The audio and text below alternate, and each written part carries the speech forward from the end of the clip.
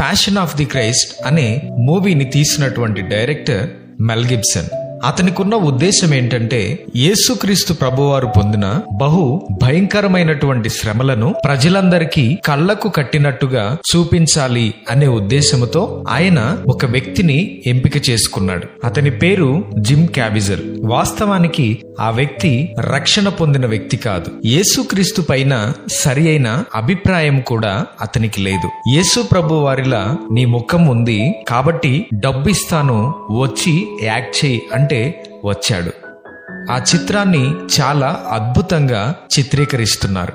యేసు ప్రభు వారిని కొరడాలతో కొట్టేటటువంటి సన్నివేశం వచ్చినప్పుడు అక్కడున్న రోమన్ సైనికుల యొక్క కొరడాలకు 4 శాఖలుంటాయి. ప్రతి శాఖకు 4 గాలపు ముళ్ళు ఉంటాయి. ఒక్కసారి ఆ కొరడాతో కొడితే 16 చోట్ల చీలిపోతుంది. ఆ సన్నివేశాన్ని వారు ఒరిజినల్ గా తీయాలి అనే ఉద్దేశంతో యేసు ప్రభు వారి యొక్క పాత్ర పోషిస్తున్నటువంటి జిమ్ క్యావిజల్ అనే వ్యక్తిని అప్పటికే అతని దేహమంతా ఒక కవచంతో నింపారు.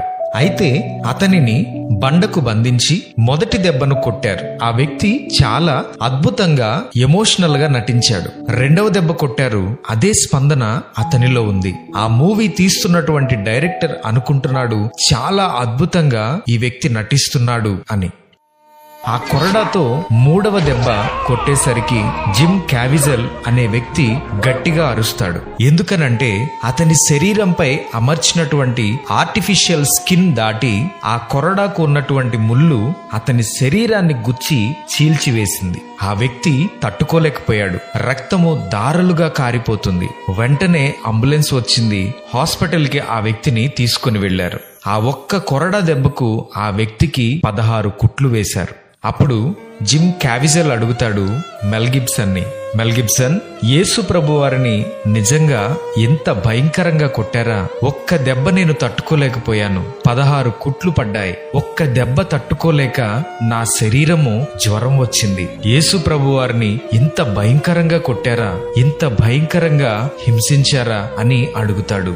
అప్పుడు మెల్ గిబ్సన్ చెప్తాడు, మనము తీస్తున్నటువంటి ఈ చిత్రంలో కేవలము యేసుక్రీస్తు ప్రభు యొక్క వేదనను, ఆయన పొందిన శ్రమలను 40% మాత్రమే చూపిస్తున్నాం. ఆయన పొందినటువంటి వేదన చాలా గొప్పది. దానిని భరించటం ఎవరి తరం కాదు అని కొన్ని విషయాలు యేసుక్రీస్తు ప్రభు వారి గురించి చెప్తున్నప్పుడు హాస్పిటల్లోనే బెడ్ మీద ఉన్నటువంటి జిమ్ క్యావిజల్ అనే వ్యక్తి వెంటనే మోకాళ్ల మీద పడి ఆయనను సొంత రక్షకునిగా అంగీకరించి మారు మనసు పొందుతాడు. అప్పుడే ఆ వ్యక్తి ఒక తీర్మానం తీసుకుంటాడు. నా శరీరం బలహీనమైనప్పటికీ సహకరించకపోయినా ఎలా అయినా ఈ చిత్రాన్ని పూర్తి చేయాలి. సర్వ మానవాళి కొరకు, అందరికీ పరలోక రాజ్యాన్ని ఇవ్వటం కొరకు ఆయన పొందిన వేదనలు, శ్రమలు కళ్లకు కట్టినట్లుగా చూపించాలి అనే ఉద్దేశముతో ఆ వ్యక్తి మరలా ఆ చిత్రములో ఆ పాత్రను పోషించటానికి సిద్ధపడతాడు. సిలువ మోస్తున్నప్పుడు అతని భుజము చెదిరినప్పటికీ, భయంకరమైనటువంటి జ్వరము ఉన్నప్పటికీ ఆ వ్యక్తి ఆ చిత్రాన్ని పూర్తి చేస్తాడు. ఆ చిత్రాన్ని చూసి కొన్ని లక్షల మంది ప్రభువును తమ సొంత రక్షకునిగా అంగీకరించారు.